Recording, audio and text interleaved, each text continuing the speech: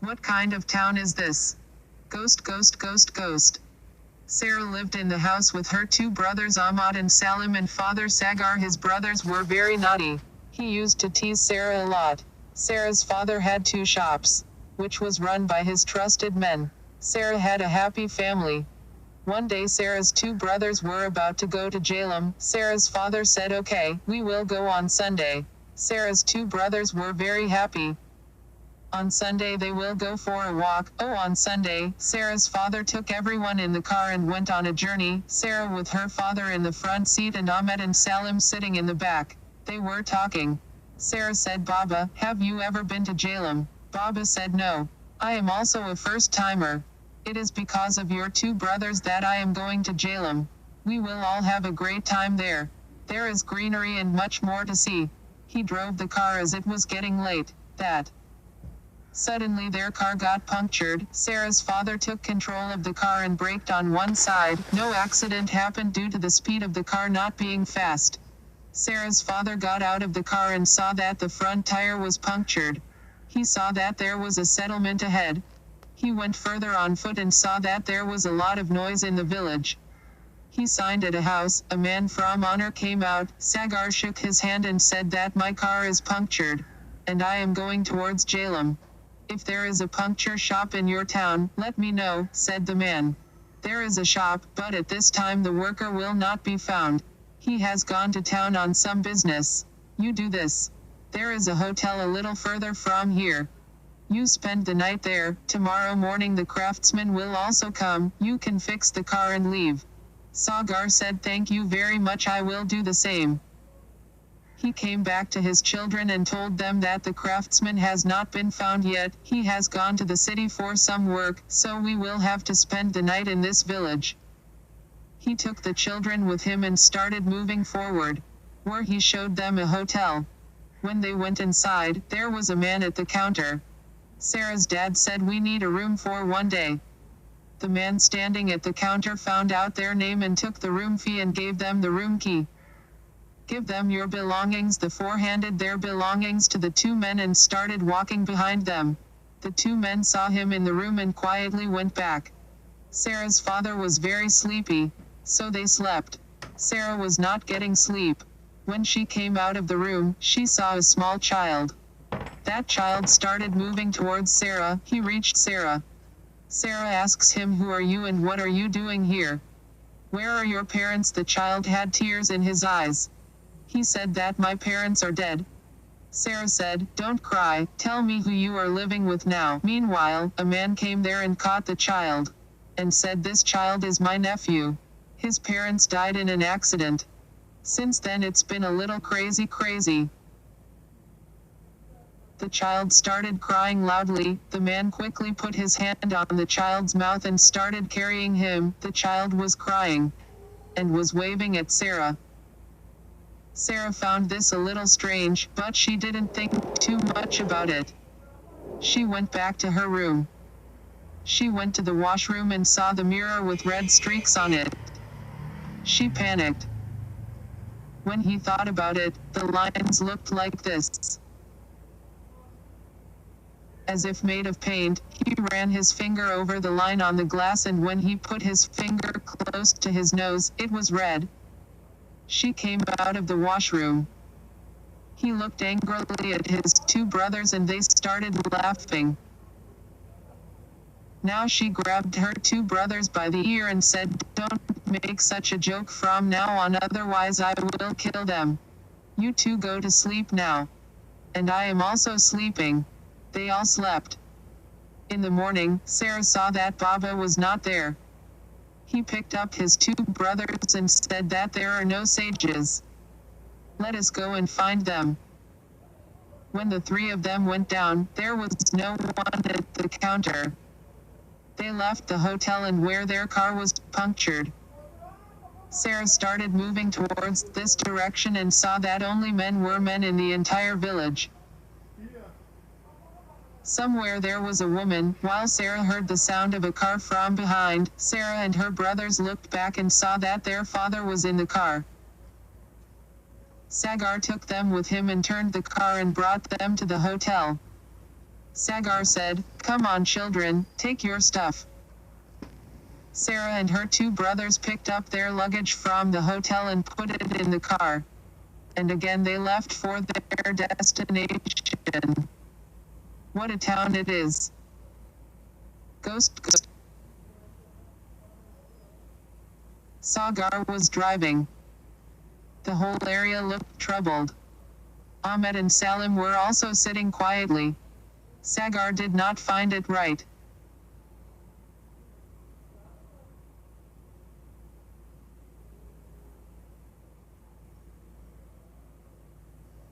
He asked Sarah, "What happened, son?"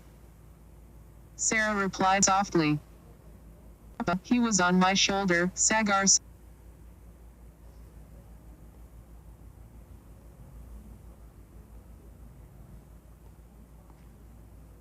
Sagar looked back.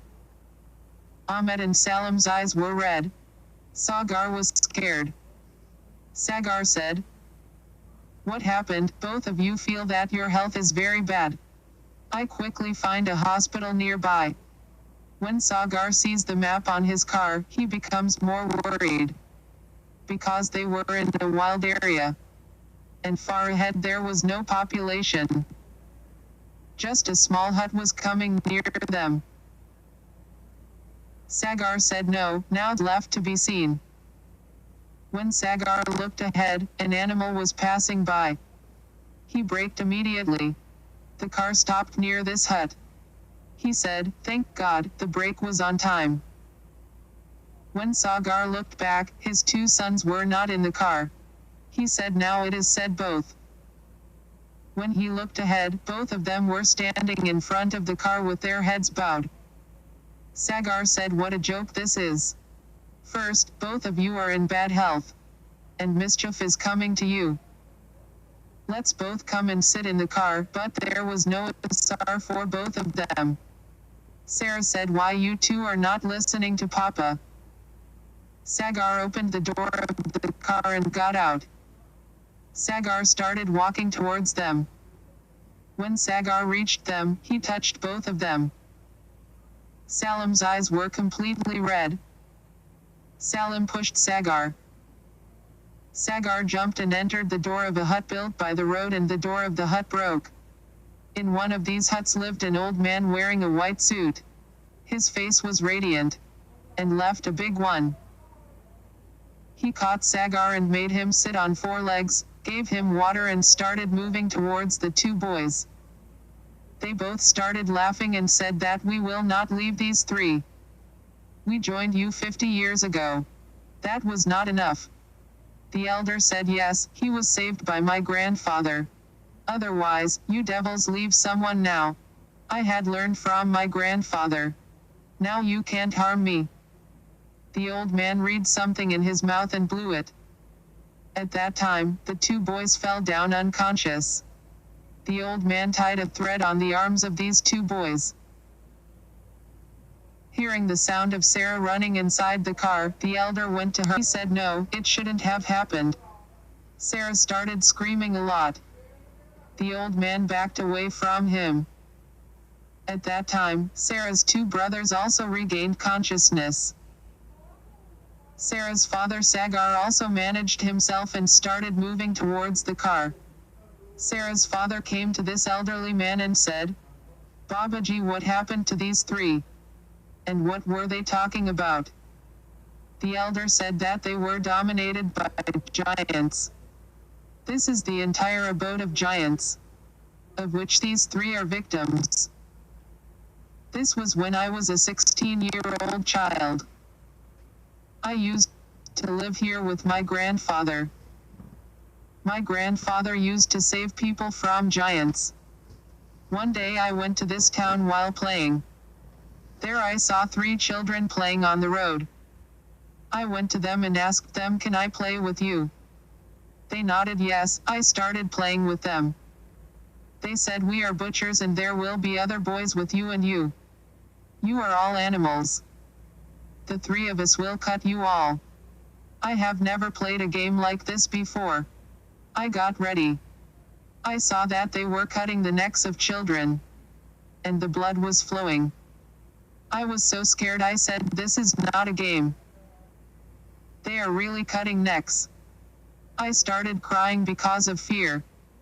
I tried to run away but some scary faces stopped me. Reciting al-Kursi, then nothing will come near you. I immediately started reciting Ayat al-Kursi and started running from there towards my house. When I went home, my grandfather held me and hugged me and said, you were gone. How long have I been looking for you? Dada followed me and towards the door started angrily saying, who are you two and what are you doing behind my son? I looked back and there was no one at the door. My grandfather was very angry. He said, go away from here, otherwise I will turn you into stone. I did not know what was behind me. When I looked at Dada, Dada's anger started to subside. I said, Dada, who are you talking to? He said, no one. Let's eat now. I ate and later told Dadaja everything. Dadaja loved me and later started imparting knowledge to me from the very next day. Sagar said that now you also have knowledge. Please help us. Save my children. The old man said that I can help you temporarily because with the help of a glass your children will come under the control of these giants again. You have to go to the abode of these giants yourself. And from there that glass has to be brought. Then I will finish this glass by doing an action. Take this thread, as long as it remains with you, no one will be able to spoil anything. Sagar ties that thread on his wrist. And says that I and my 2 sons will go to this settlement. Sarah will stay here with you. Sarah says sitting in the car. No, I will go with you. Sarah's papa says, no, your health is already bad, you cannot go with us. Sarah says, no, I will also go with you guys. Sarah's dad somehow agrees. Babaji also ties a thread on Sarah's arm. And says that I can't go to the village with you. But I will proceed outside the township. When you bring the glass to me, I will destroy it immediately. Sagar would ask his 2 sons and Baba to sit in the car. And he also sits in the car. Sagar reverses the car and starts walking back towards the same town. As he approaches the settlement, so surprised. Because there is no name or sign of any settlement there. He looks at Baba in surprise. Dad was smiling. There are. Baba says just stop this car. Sagar stops the car. Baba gets out of the car. Sagar and his 2 children also come out of the car. Sarah also comes out but both her shoulders are still hurting. The night is long enough. Baba takes out a skull from his hearth. Sagar says, Dad, what is this for? Baba says, son, just stand quietly. Baba takes out a chaco from his hearth. The skull is placed on the ground. And cut one of his fingers with chalk. Drop the blood from the finger on the scalp. And some start reading. At the same time, that settlement comes in front of everyone. But it is not the same anymore. It is on fire everywhere. And in front of them there were very terrible looking ones who were looking at them. There are. Babaji says, no matter what, don't take off your threads. Otherwise they will catch you. And this is the fire. It will not harm you. If you bring the glass before dawn, you will all be saved. Otherwise, you too will be imprisoned in this town forever. What kind of town is this? Hashtag please forgive us if there is any mistake in the story. Sagar, his 2 sons, Ahmed and Salim, and Sarah were now ready to go to the abode of the giants. The jinn were making very scary noises. But all 3 of them, Ahmed, Salim and Sarah, started to take steps without fear. As soon as you step into the settlement, a car was seen moving towards them very fast in front of them. Sagar turned back and looked at Baba. Baba signaled to go ahead. He went ahead. The car passed through them. They saw that nothing happened to them, leaving 8 houses from there, and there was a hotel ahead. Sagar thought that he would run away, and he will come back quickly holding the glass. Sagar started running. His 2 sons also started running behind him. When Sagar reached inside the hotel, there was no lift and his room was on the 3rd floor. He started going up the stairs. His 2 sons followed him. They were also going up the stairs. When they both reached the 2nd floor, both of them were excited. Next, his father was being held by 2 jinn. His father said to him that you help me, throw your thread towards me. My thread has broken and fallen somewhere. When Ahmed saw his father in this condition, he quickly tried to take off his thread. Salim told him not to do that. Salim said to Ahmed, "What did you do? Maybe it is not Papa, but someone who is standing in the form of Papa." His papa said, "Yes, this boy is right. I am the chief of this village." He came in the form of jinn. And then the lyre became a spark of fire, and entered Ahmed's body. Meanwhile, Salim and Ahmed's father had reached the 3rd floor. When he entered his room, he saw his dead wife standing there. His wife said, "I have been waiting for you for centuries. I miss you a lot." When Sagar saw her, he got seduced by her and said that I will not be able to meet you because of this thread. Sagar heard a voice from behind. When Sagar looked back, it was his son Salim. He said, "No Papa, it is not mother. This is Jinn. Who is the mother's revenge?" He looked back. His wife was not far behind. When he looked in front again, Salim said that Ahmad is now in the possession of the giants. At that moment Ahmed came to the door. Ahmad said, "If you want to save your son's life, take off your thread and surrender yourself to us. I am the chief of the giants. I will let your children go." He was trapping Jinn Sagar. Otherwise, he started flying in the air. He pulled Ahmed's body into the wall and hit him. Ahmed's scream came out. When Sagar saw his son crying in pain, he said, "Leave my son, I will take off my thread." Seeing that now he will obey everything I say, he came down and stood in the doorway. Sarah was coming from below. When Sarah saw that the leader of the jinns had entered into her brother, she recited Ayat al-Kursi in her heart and took off her thread and tied it around her neck. He quickly put it around the neck of Chin Ahmed and held him by the neck. And started reciting Ayat al-Kursi and started reciting the last 2 surahs of the Holy Quran together, which was now unable to come out due to the thread. She started walking outside taking him with her. Sagar ran away and brought down the glass and they all came out of the hotel. The chief of the giants said to Sarah that you take your father and brothers from here.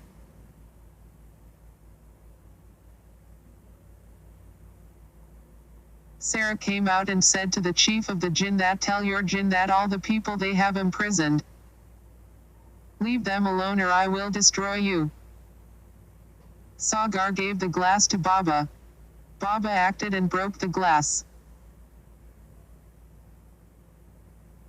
On the other hand, the chief of the giants said to his jinn that release the prisoners, all the prisoners, including women, children and souls, go outside.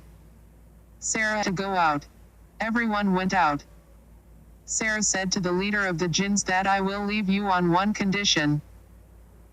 That you will not bother anyone again. The chief of the jinns promised that he would not harm anyone again. Sarah trusted him. And Sarah removed the chain from Ahmed's neck. The jinn came out of it. Sarah and Sarah's dad grabbed Ahmed and went outside. After such a long time, the morning started. The whole town was disappearing. and the chief of the jinns was looking at Sarah. Sarah saw that everyone else had run away, but a child who was watching Sarah. Sarah went to him and picked him up. Sarah said, "How cute you are and how cute you are, from now you will stay with us." The entire settlement disappeared.